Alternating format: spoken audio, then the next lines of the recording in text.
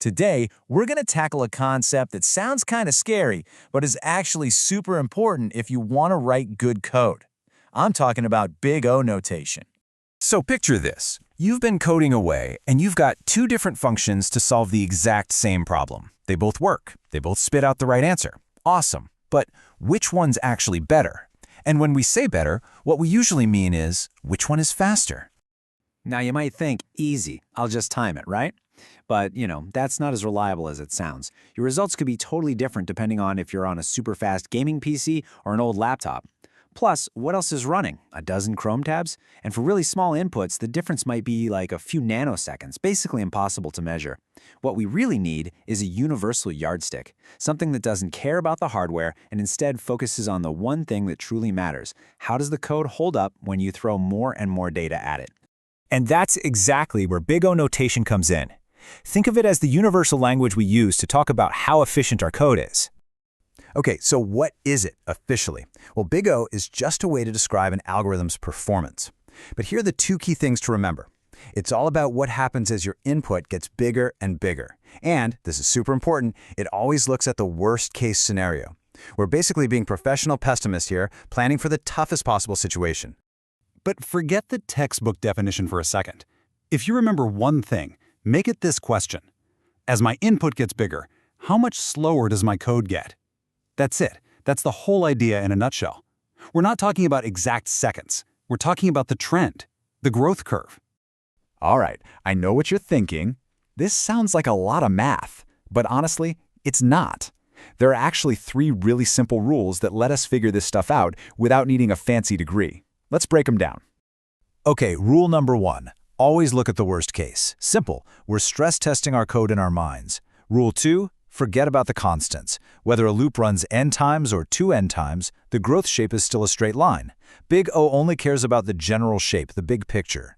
And rule 3, drop the small stuff. If your code takes, say, n squared plus n steps, well, when n is a million squared is a trillion. That extra million is just a drop in the ocean. So we ignore it and just say it's n squared. We only care about the term that grows the fastest. So, with those 3 simple rules under our belt, let's go on a little tour. We're going to check out the most common types of Big O you'll see out there in the wild. And boom, this chart right here is everything. It shows you exactly why we care. Look at O of 1, flat as a pancake. O of n, a nice, predictable slope. But O of n squared, whoa. That thing takes off like a rocket. This visual really drives home how a choice in algorithm can have a massive impact down the line. All right, first stop on our tour, O of 1, also known as constant time. This is the dream, folks, the absolute best you can get. So what does that actually mean? Well, think about a function that just grabs the first element of an array. Does it care if that array has 10 things in it or 10 million? Not at all. It does one thing and it's done. The work doesn't change, no matter how big the input gets. That's O of 1. Okay, moving on to O of n, or linear time. You're going to see this one all the time. And honestly, it's usually totally fine. It's a real workhorse. The textbook example? A simple for loop that has to go through every single item in a list.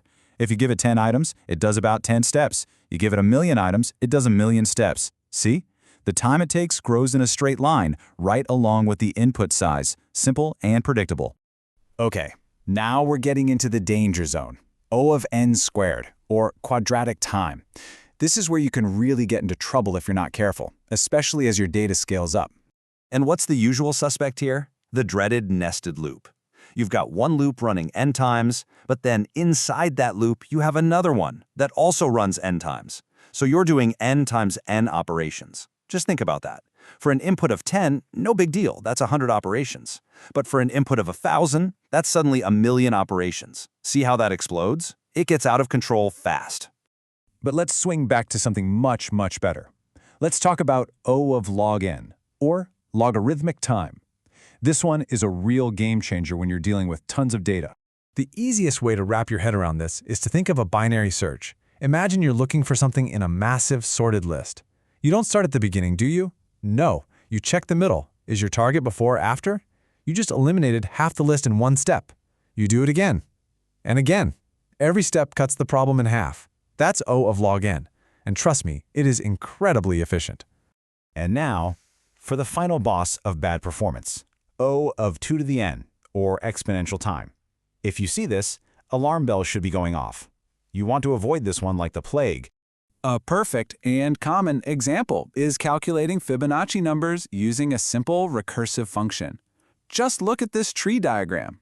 To get the next number, you have to branch out, and the number of calculations essentially doubles. It creates this massive branching explosion of work. It becomes completely impractical for anything but the smallest inputs. Okay, so we've seen the whole lineup, the good, the bad, and the really, really ugly. But let's get down to brass tacks. Why does any of this actually matter to you when you're just trying to get your code to work? Because here's the deal. Big O isn't just some abstract theory for a university exam. It's a super practical tool for your toolbox. It's what helps you build software that can actually scale, that won't just crash and burn the second it gets popular. It empowers you to pick the right tool, the right data structure, for the specific problem you're solving. And yeah, let's be real, you absolutely have to know this stuff to get through a technical interview. So I'll leave you with this one little challenge. The next time you finish a piece of code, before you move on, just pause for a second. Look at it, look at your loops, and just ask yourself, what's the big O at what I just wrote?